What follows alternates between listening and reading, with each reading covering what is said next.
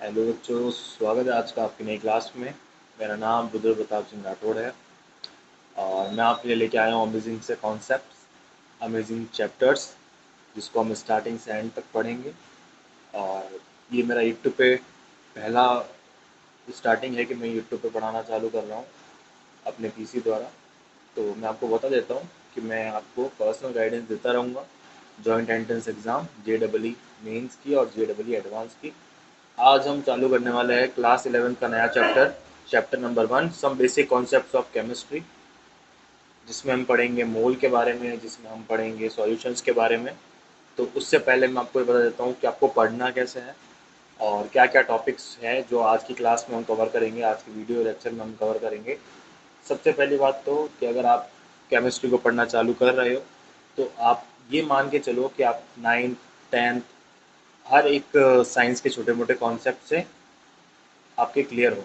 और अगर नहीं है तो कोई बात नहीं, मैं आपको जहाँ पे ज़रूरत पड़ेगी उस कॉन्सेप्ट को मैं वहीं बता दूंगा, ताकि आपको आगे फ्यूचर में कोई दिक्कत नहीं आए। सबसे पहली बात, केमिस्ट्री के 3 टाइप्स होते हैं और हमारी क्लास 11 जो है उसमें एक ही ऐसा टाइप है जो 50% वेटेज लेके बैठा है और उसका नाम है फिजिकल केमिस्ट्री। ठीक है, तो आज की क्लास भी हम इसी चैप्टर पे करने वाले हैं। इस चैप्टर का नाम है some basic concepts of chemistry. 1 minute, ये पेन, हाँ बिल्कुल अब सही है। ठीक है, पहले मैं आपको ये बता देता हूँ आपको पढ़ना कैसे है और किस भी चीज़ को कैसे स्टार्ट करते हैं। सबसे पहली बात, अगर आपने सोच लिया है कि आपको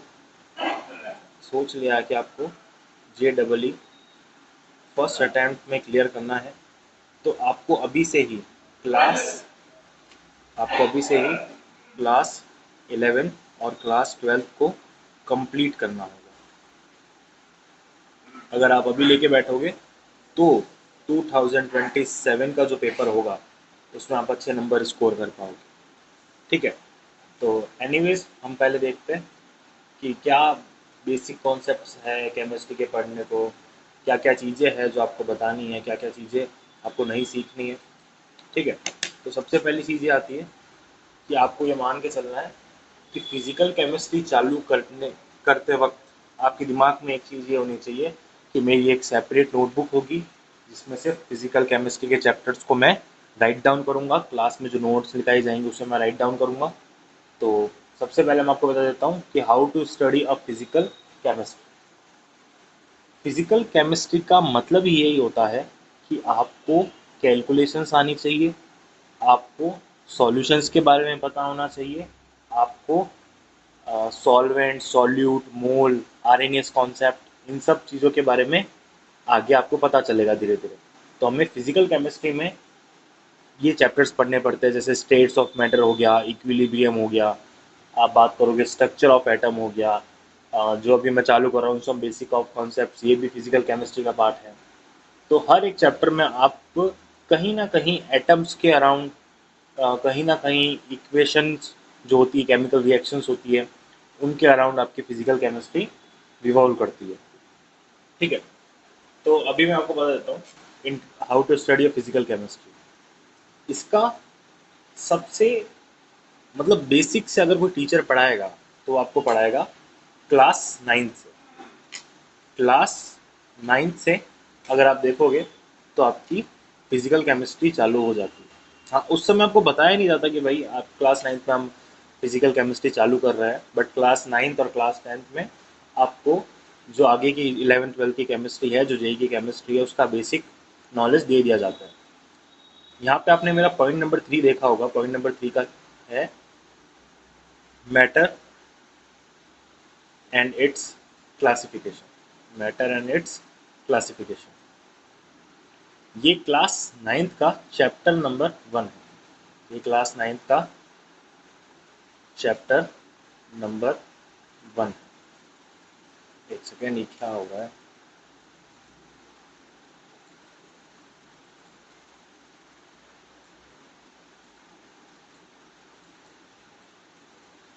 ठीक, क्लास 9th का चैप्टर नंबर 1 हमारा क्या था? Matter and it's classification.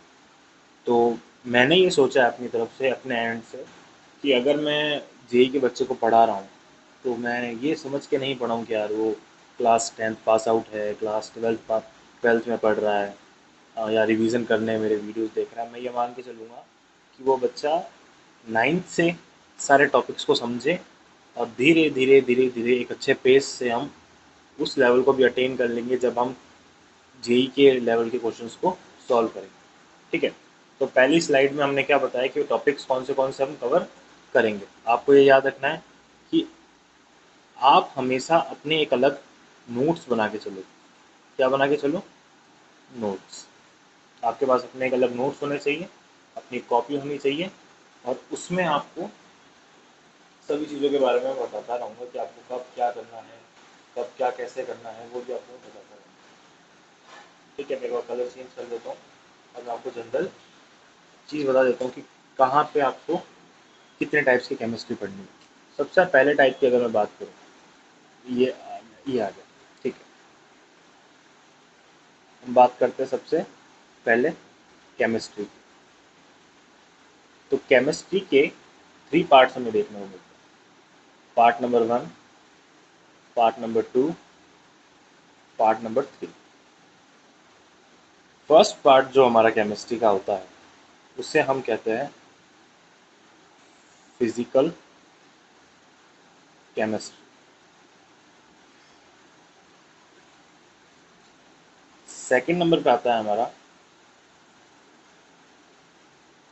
Organic chemistry, और थर्ड नंबर पे आता है हमारा, ये रहा थर्ड नंबर पे आता है हमारा इन ऑर्गेनिक ऑर्गेनिक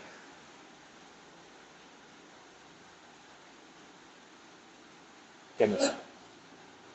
ठीक है, तो इन तीनों ही केमिस्ट्री में आपको डिफरेंट डिफरेंट चैप्टर्स देखने को मिलेंगे। ठीक है, और अगर मैं फिजिकल केमिस्ट्री की बात करूं, ये रहा हमारा फिजिकल केमिस्ट्री। पहला चैप्टर आपको देखने को मिलता है मोल कॉन्सेप्ट। सेकेंड चैप्टर आपको देखने को मिलता है, लेकिन मैं ब्लाइंड साइड ले लेता हूँ, उसमें फिर मैं आपको बताता रहूँगा। एक सेकेंड, हाँ, एक ब्लाइंड पेज मिल जाए फिर मैं आपको उस पर क्लासीफाई करता हूँ। ठीक है, अभी तक हमने क्या देखा था?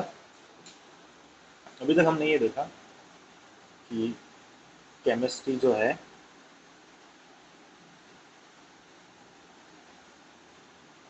उसके 3 पार्ट्स हैं। देखो, पार्ट नंबर फर्स्ट हमारा क्या था? Physical chemistry. फिजिकल केमिस्ट्री, एक सेकेंड,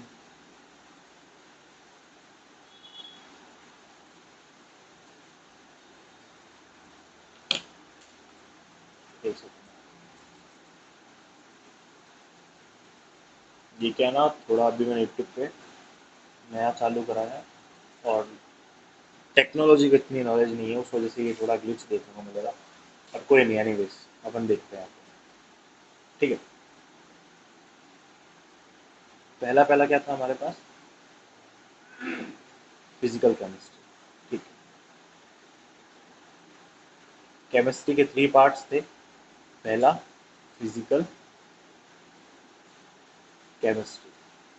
क्लास 11th में आपको ज़्यादातर सिर्फ जो चैप्टर पढ़ने हैं स्टार्टिंग से लेके एंड तक, वो 50% आएंगे फिजिकल केमिस्ट्री में।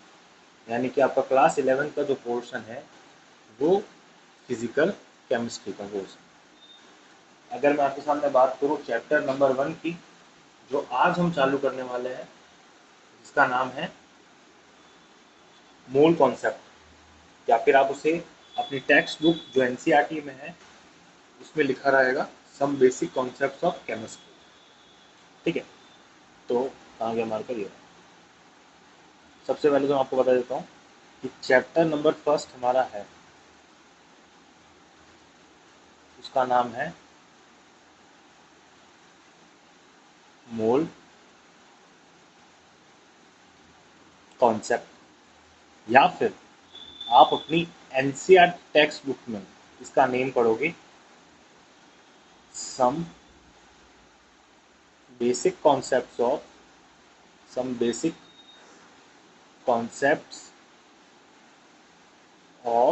Chemistry. Some basic concepts of chemistry. Second chapter class 11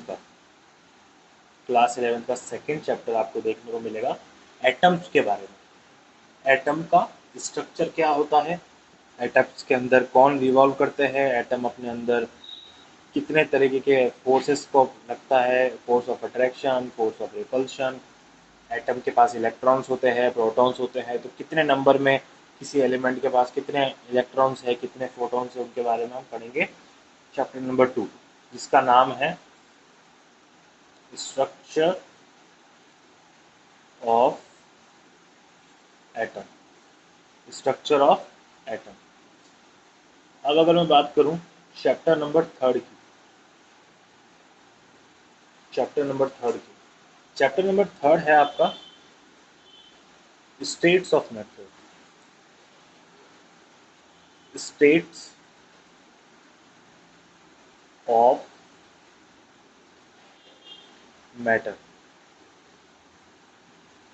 chapter number 4 जो आपके जेई में आएगा, जेई के सिलेबस का पार्ट है, जिसका नाम है most important thermodynamic.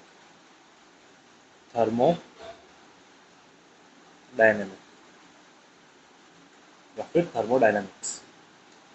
Chapter number 5 पे हम आते हैं।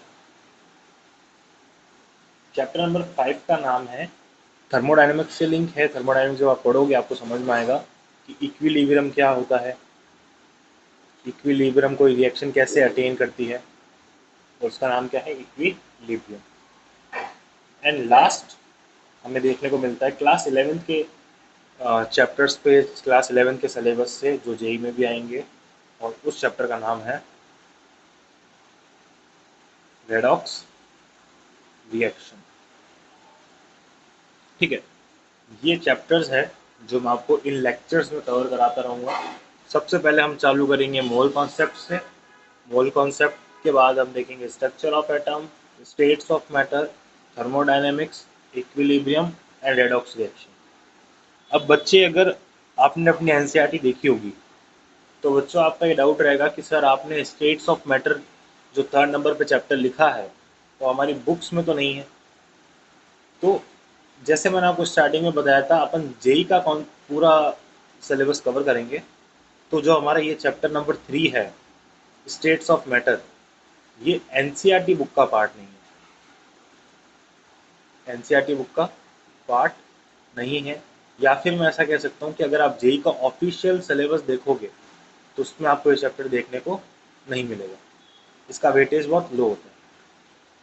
ठीक है, अब पता नहीं इसे क्यों हटाया गया जेई के सिलेबस से, बट हाँ, अगर आपको थर्मोडायनेमिक्स अच्छे से समझना है तो आपको चैप्टर नंबर 3 पहले समझना पड़ेगा। ठीक है, तो आज के वीडियो में हम अपना कंटेंट चालू करते हैं कि आपको कैसे पढ़ाई करनी है, कैसे आप पढ़ सकते हैं, कैसे आप अच्छे से फिजिकल केमिस्ट्री को बढ़िया तरीके से इजी वे में कर लोगे, मतलब इजी वे में उसे हैंडल कर पाओगे।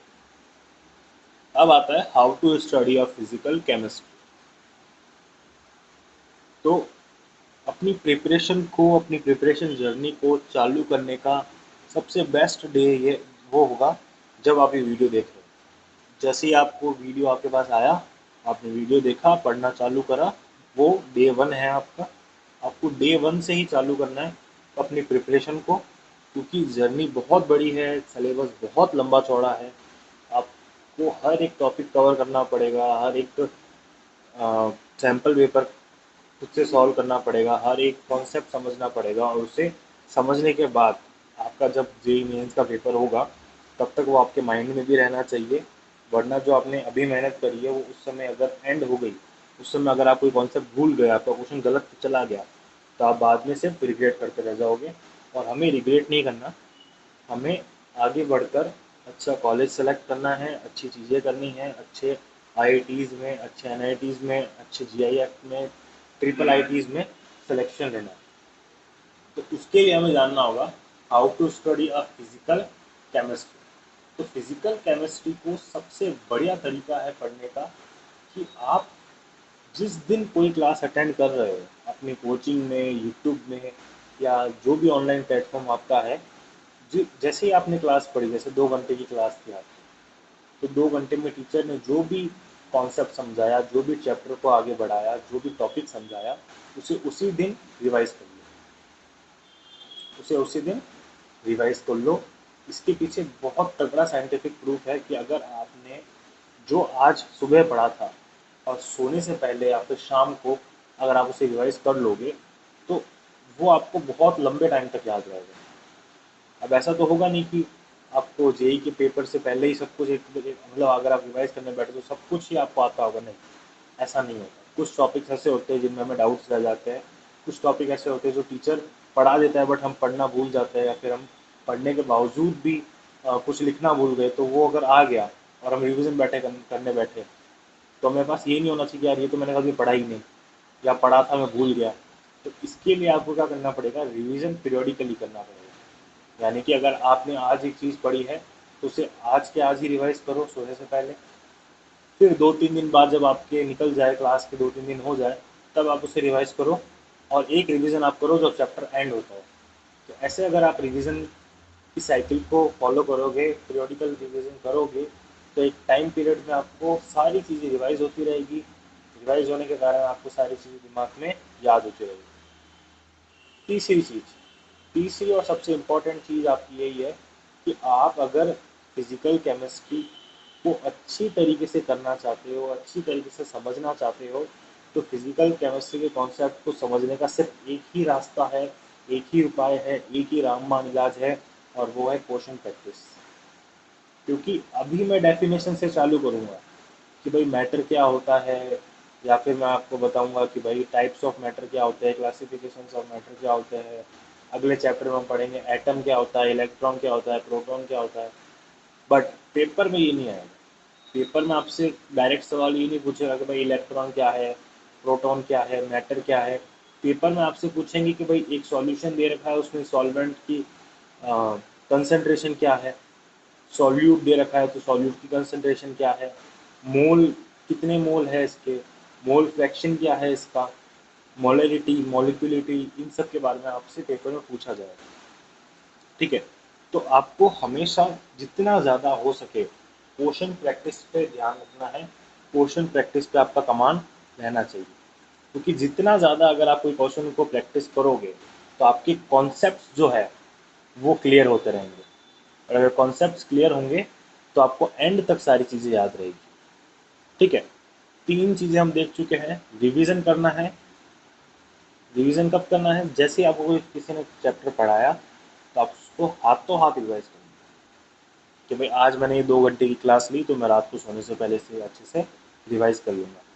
ठीक है, तो एक चीज़ हो गई अपने रिवीजन, और एक ये हो गया कि भाई डे 1 सेलेक्ट कर लो अपना, कि भाई मैं आज से, ये मेरा डे 1 है, मैं आज से अपनी तैयारी चालू कर रहा हूँ, और 1 साल या 1.5 साल बाद जब भी मेरा पेपर आएगा, तब तक मैं सारा सिलेबस कंप्लीट कर चुका हूँगा, मैं PYQs कंप्लीट कर चुका हूँगा, जितने भी PYQs होंगे उन्हें लगा दूंगा, जितने भी क्लास नोट्स होंगे उन्हें रिवाइज करूँगा, DPPs डेली करूँगा, जितने भी रेफरेंस बुक्स होती है, जो पॉपुलर रेफरेंस बुक होती है, उन्हें कंप्लीट करूँगा, उन्हें सॉल्व करूँगा। तो अपना डे 1 चूज़ करके आप अपनी जर्नी को, अपनी प्रिपरेशन को आगे बढ़ा सकते हो। ठीक है, अब अपन बात करते हैं नंबर 4 की। नंबर 4 पे अपने पास आ रखा है PYQ। PYQ का मतलब क्या होता है कि पिछले साल के क्वेश्चन, प्रीवियस ईयर क्वेश्चंस को हम शॉर्ट में कहते हैं PYQ। देखो, अगर आप 2027 के जेई की बात करोगे, 2027 के जेई के पेपर देने बैठ रहे हो, ठीक है, तो अगर आप किसी सेलेक्टेड बंदे से पूछोगे जो अच्छे कॉलेज में जा चुका है, जिसने जेई का पेपर दे रखा है, जिसने पूरी जर्नी मतलब 9th 10th में साइंस पढ़ी है, 11th 12th में PCM ले रखा है, और बहुत अच्छे तरीके से जेई की तैयारी करी है, तो आपको हमेशा ये गाइडेंस देगा कि अगर आप अपना मेंस का पेपर देने जा रहे हो, तो उससे पहले आप कम से कम 5 साल के, 5 years के क्वेश्चंस को कंप्लीट करके जाओ, क्वेश्चन पेपर्स को कंप्लीट करके जाओ, यानी कि PYQs को करना ही करना है। और PYQs को ऐसे नहीं करना है कि भाई अपने पढ़ना चालू करा और अपने अब 2026 का पेपर निकाला, उसे सॉल्व करने बैठ गया, नहीं। आपको क्या करना है, आपके पास एक पेपर आएगा 2026 का, ठीक है। अब उसमें जैसे आज अपन ने चैप्टर नंबर 1 चालू करा, तो आपको निकालना है कि भाई चैप्टर नंबर 1 के कितने क्वेश्चन हैं इस पेपर में। सपोज करो 3 क्वेश्चन तो आते ही आते हैं, तो 3 क्वेश्चन अगर 2026 के पेपर में थे, तो आप उन 3 क्वेश्चन को क्या करोगे, सॉल्व करना चालू करोगे। फिर अलग अलग शिफ्ट्स होगी, उन शिफ्ट्स के बेस पे भी आप पेपर सॉल्व करते रहोगे। तो ऐसे करते करते अगर आप इस क्राइटेरिया को फॉलो करोगे तो आपकी तैयारी बहुत अच्छी हो जाएगी और आपकी चांसेस बढ़ जाएंगे बाकी बच्चों से जिन्होंने ये सब नहीं किया है जेई क्रैक करने के। ठीक है, अब आते हैं अपन अपनी अगली स्लाइड पे कि व्हाट इज मैटर। मैंने आपको स्टार्टिंग में बताया था कि मैं बहुत ही ज़्यादा बेसिक से पढ़ाऊँगा, हर एक टॉपिक को अपन कवर करते हुए चलेंगे, हर एक चीज़ को अपन कवर करते हुए चलेंगे। तो अब अपने पास जो चीज़ आई है, जहाँ से अपन अपनी यूट्यूब की जर्नी, अगर मैं कहूँ तो मेरा पहला साल पढ़ाने का, और अगर आपके लिए कहूँ तो आपका पहला टॉपिक। आपका पहला टॉपिक है मैटर।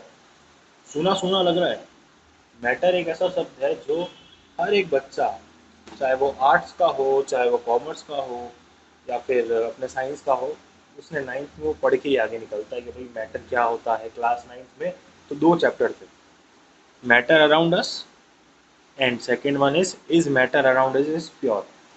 ठीक है, तो सबसे पहले मैं आपको बताता हूँ कि आपको पता होनी चाहिए कि मैटर की डेफिनेशन क्या है, मैटर किसे कहते हैं, या फिर मैं आपको बताऊँ कितने टाइप्स ऑफ मैटर होते हैं, क्लासिफिकेशन क्या होता है मैटर का। तो अपन सबसे पहले इसकी डेफिनेशन लिखते हैं। ठीक है, अपन लिखते हैं इसकी डेफिनेशन। डेफिनेशन में यहाँ पे आ जाएगा, देखो मैं यहाँ पे डेफिनेशन लिख रहा हूँ। ठीक है, matter is anything, matter is anything which has mass, which has mass, which has mass and occupies occupies some space, एक मिनट, हाँ, some space in our universe, in our universe। ठीक है, तो मैटर की सुंदर सी डेफिनेशन आपके सामने लिख चुका हूं मैं। Matter is anything which has mass and occupies space are called matter. ठीक है, तो यहाँ पे 2 वर्ड पे मैंने बहुत ज़्यादा जोर दिया है, और उनमें से पहला वर्ड है, आपका mass and second one is space. यानी कि किसी भी चीज़ को अगर मैटर बनना है, मैटर होना है, तो उसके पास एक स्पेसिफिक मास होना चाहिए, स्पेसिफिक स्पेसिफिक मास। ठीक है, and second thing is space, second thing is space. देखो, 2 चीज़ें होती है, एक होता है इमोशन और एक होता है साइंस। अगर आप बात करो इमोशन की, अगर आप इमोशन की बात करोगे तो वो क्या हो गया हमारा, मैटर नहीं हो, क्योंकि इमोशन हम देख नहीं सकते, हम इमोशन को ऑब्जर्व नहीं कर सकते, तो इमोशन हमारा मैटर नहीं है। तो किसी भी चीज़ को अगर मैटर होना है तो उसके पास कुछ एक स्पेसिफिक मास होना चाहिए, कुछ एक उसका स्पेसिफिक वॉल्यूम होना चाहिए, तभी हम उसे क्या बोलेंगे, मैटर कंसिडर करेंगे। ठीक है, यहाँ पे मैं लिख देता हूँ, सबसे पहली चीज़ उसके पास होनी चाहिए वो है मास, एंड दूसरी चीज़ है वो है वॉल्यूम। स्पेस का मतलब क्या हो रहा है यहाँ पे, वॉल्यूम। तो आप फटाफट से आप एग्जाम्पल्स ढूंढो कि मैटर के क्या क्या एग्जाम्पल्स होंगे। अगर मैं एग्जाम्पल्स ऑफ मैटर की बात करूं तो पहला एग्जाम्पल तो मेरे हाथ में है, जो है पेन, जिससे मैं ये लिख रहा हूँ स्मार्ट बोर्ड पे। ठीक है, pen, pen, book, notebook, note book. ठीक है, तो आपने बोला सर ये पेन, बुक, नोटबुक मैटर का एग्जाम्पल कैसे है? तो आपको सीधी सी एक चीज़ बताता हूँ। मैटर को हमने किस बेसिस पे डिफाइन करा है? पहला तो है बेसिस मास का, और दूसरा है वॉल्यूम। तो अगर मैं पेन की एक स्पेसिफिक बात करूँ, अगर मैं पेन की बात कर रहा हूँ, तो पेन की बात में सेकेंड कलर चेंज कर दो। पेन जो हमारा होता है उसका एक तो उसका स्पेसिफिक क्या होता है, वॉल्यूम होता है, और एक ही होता है स्पेसिफिक मास। देखो, पेन के पास अपना खुद का एक वॉल्यूम है, पेन के पास अपना खुद का एक स्पेस है, और स्पेस किस तरीके से दिखता है हमें, वो सिलेंड्रिकल, यानी कि उसका वॉल्यूम तो एक डिफाइंड है। वॉल्यूम क्या है उसका, डिफाइंड। दूसरी चीज क्या आती है हमें, मास। दूसरा हमने मैटर के लिए क्या कंसिडर करी थी डेफिनेशन, कि किसी के पास स्पेसिफिक स्पेस होना चाहिए और एक स्पेसिफिक मास होना चाहिए, तभी वो हमारा क्या होगा, मैटर होगा। तो मैं क्या बात करूँ इसकी मास की। जब भी आप किसी पेन को अपने हाथ में पकड़ के रखोगे तो आपका उसका क्या ऑब्जर्व होगा, एक वेट ऑब्जर्व होगा। तो इससे आप ये समझ सकते हो कि एक तो मैं उसे देख पा रहा हूँ, उसे एक स्पेस में देख पा रहा हूँ, सिलेंड्रिकल स्पेस, और दूसरा क्या है, मास, उसके पास एक स्पेसिफिक मास है। ये दोनों ही क्राइटेरियाज थे, ये दोनों ही ऐसी चीजें हैं जिसपे हम किसी भी चीज को ये मान के चलते कि यार वो मैटर है या नहीं। अब अगर मैं आपसे एग्जाम्पल्स ऑफ मैटर पूछूं, देखो ऊपर तो मैंने क्या करा है, बहुत बेसिक बेसिक से एग्जाम्पल्स लिखे हैं, और इन्हीं एग्जाम्पल से आप समझ सकते हो कि क्या चीज़ें होती है मैटर, क्या चीज़ें मैटर नहीं होती। ठीक है, तो जितनी भी चीज़ें आपको दिख रही है, जिन्हें भी आप विजुअलाइज कर पा रहे हो, जिनका भी आप स्पेस या वॉल्यूम आप निकाल सकते हो, जिसका भी आप मास उठाने पे तो आप उसके मास को ऑब्जर्व कर पा रहे हो, तो वो हमारे क्या होते हैं, मैटर्स होते हैं। एग्जाम्पल्स में हम लिख देते हैं। अगर मैं बात करूँ, जितने भी मेटल होते हैं, यानी कि मेटल्स में आप एग्जांपल ले लो, एफ, आयरन, सी, कॉपर, ये सब हमारे क्या होंगे, मेटल्स होंगे।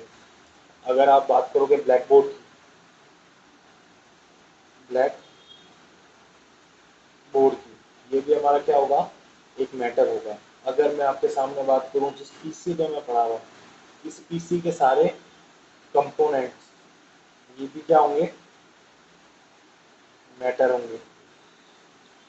तो किसी भी चीज़ को मैटर होने के लिए दो ही चीज़ों की रिक्वायरमेंट्स होती है, उसका एक स्पेसिफिक मास होना चाहिए, भाई उसे हाथ में लेने पे मुझे पता चलना चाहिए कि भाई इसका वेट है, या वेइंग स्केल पे इसका कुछ मास आना चाहिए। और दूसरी चीज़ क्या होती है, वॉल्यूम। Volume means space. हमारे यूनिवर्स में कुछ ना कुछ स्पेस उसने ऑक्यूपाई कर रखा हो, कुछ ना कुछ स्पेस उसका डेफिनेट स्पेस हो। ठीक है, तो ये हमारी क्या हो गई, मैटर की डेफिनेशन हो गई। तो मैटर की डेफिनेशन एक बार मैं बोल के आपको वापस बता देता हूँ। Matter is anything which has mass and occupies some space in our universe are known as matter. ठीक है, अब अगर मैं बात करूँ सेकंड टॉपिक पे, सेकंड टॉपिक हमारा है क्लासिफिकेशंस ऑफ मैटर।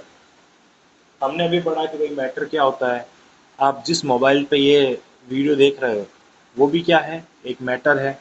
अगर आप उसकी बात करोगे तो आपको उसका एक मास फील हो रहा होगा, आपको उसका स्पेस विजुअलाइज कर पा रहे हो। तो ये सब तो हमारी क्या हो गई, चीज़ें जो है मैटर।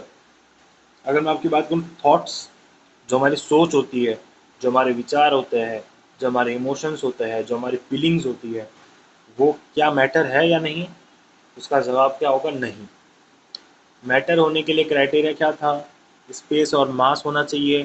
फीलिंग्स के पास, थॉट के पास, विचारों के पास मास भी नहीं होता और कोई स्पेस भी नहीं होता। हम तो उसे क्या कर रहे हैं, सिर्फ और सिर्फ विजुअलाइज कर पा रहे हैं हमारे माइंड में, या हमारे हार्मोन्स उसे जनरेट कर रहे हैं। ठीक है, अब हमारे पास क्या आता है, क्लासिफिकेशन ऑफ मैटर। अगर मैं क्लासिफिकेशन ऑफ मैटर की बात करूं, तो साइंस की भाषा में किसी भी चीज को क्लासिफाई करने के दो ही तरीके होते हैं, पहला तरीका और दूसरा तरीका। अगर मैं पहले तरीके की बात करूं तो वो है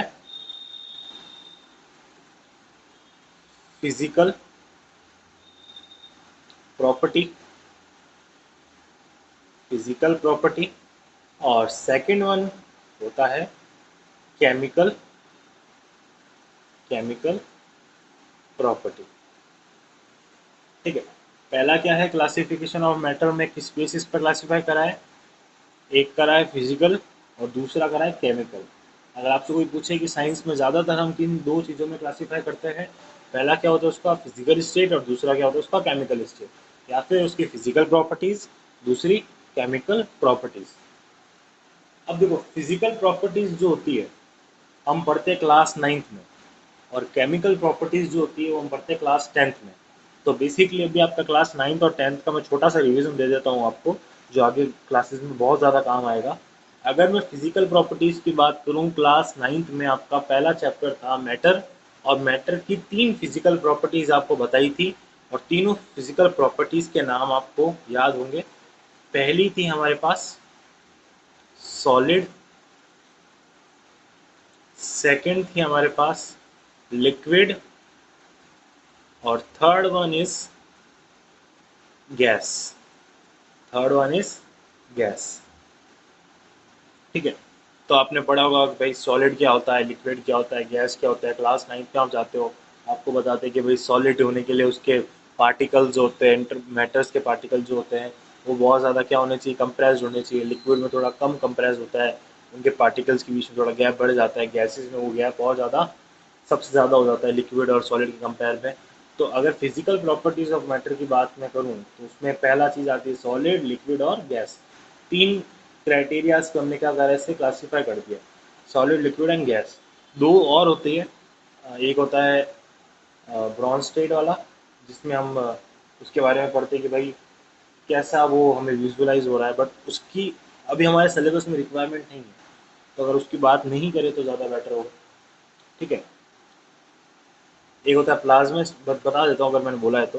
फोर्थ वन होता है प्लाज्मा, और फिफ्थ वन होता है आइंस्टाइंस बोरोनियस कॉन्सेप्ट। ठीक है, अगर मैं केमिकल प्रॉपर्टीज़ की बात करूँ तो केमिकल प्रॉपर्टीज़ होती है दो तरीके की, इसमें फर्दर दो क्लासिफिकेशन है, ये और एक ये। ठीक है, कलर चेंज कर लेते हैं हम। केमिकल प्रॉपर्टीज़ में क्या क्या क्लासिफिकेशन होंगे, याद करके बताओ। क्लास 9th में पढ़ रखा है अपन ने, क्लास 9th में सब पढ़ रखा है।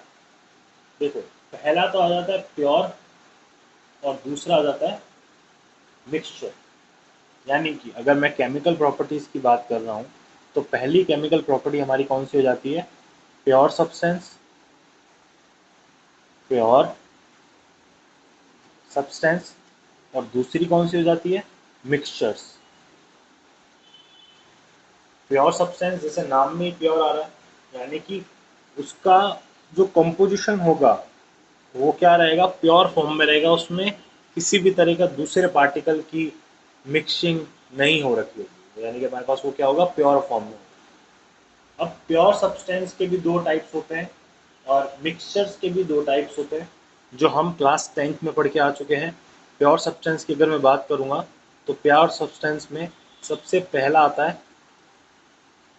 सबसे पहला क्या आता है, एलिमेंट। एलिमेंट के बारे में हम सब जानते हैं। और second one is compound, second is compound. ठीक है, तो प्योर स्टेट्स की क्या थे, प्योर सब्सटेंस के क्या थे, दो एग्जांपल्स थे। पहला क्या था, एलिमेंट, और दूसरा क्या है, कंपाउंड। वैसे ही मिक्सचर के भी दो टाइप्स होते हैं, पहला homogeneous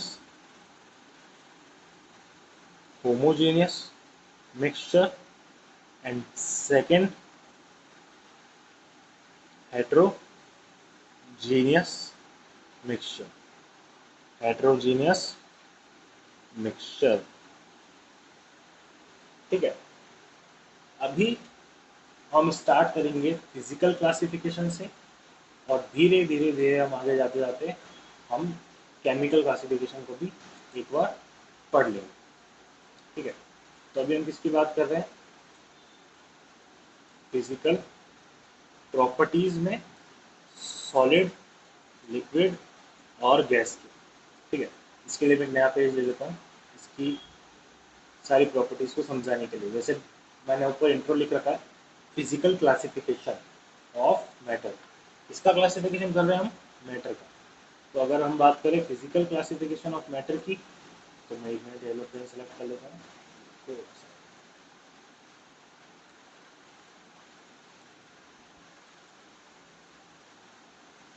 ठीक, हम किसकी बात कर रहे हैं? Physical classification of matter. Physical classification of matter, तो दो तरीके के होते हैं। अभी मैं आपको पिछले स्लाइड में बता के आया हूँ। पहला one is solid, liquid and gas. तो इन्हें क्लासिफाई करने के कुछ तरीके होते हैं, जैसे शेप क्या होगा इनका, वॉल्यूम क्या होगा इनका, इंटर पार्टिकल फोर्स या फिर inter particle attraction, inter particle distance क्या है दोनों पार्टिकल्स के बीच में, उन सब चीज़ों पे हम इन्हें क्या करते हैं? क्लासीफाई करते हैं, ठीक है। तो पहली चीज़ मैं क्या ले रहा हूँ आपके सामने, आप सबके सामने, पहला अगर मैं क्राइटेरिया लूँ तो वो मैं ले रहा हूँ शेप पे, यानी कि ये हमारा फर्स्ट शेप, सॉलिड का क्या होगा, लिक्विड का क्या होगा और गैस का क्या होगा। अगर हम सॉलिड की शेप की बात करें तो सॉलिड हमें देखने को मिलता है, किस तरीके का देखने को मिलता है सॉलिड? आपने सब देखा होगा। देखो सॉलिड की अगर मैं बात करूं तो उसका शेप हमेशा कैसा रखता है? फिक्स रहता है। शेप क्या है?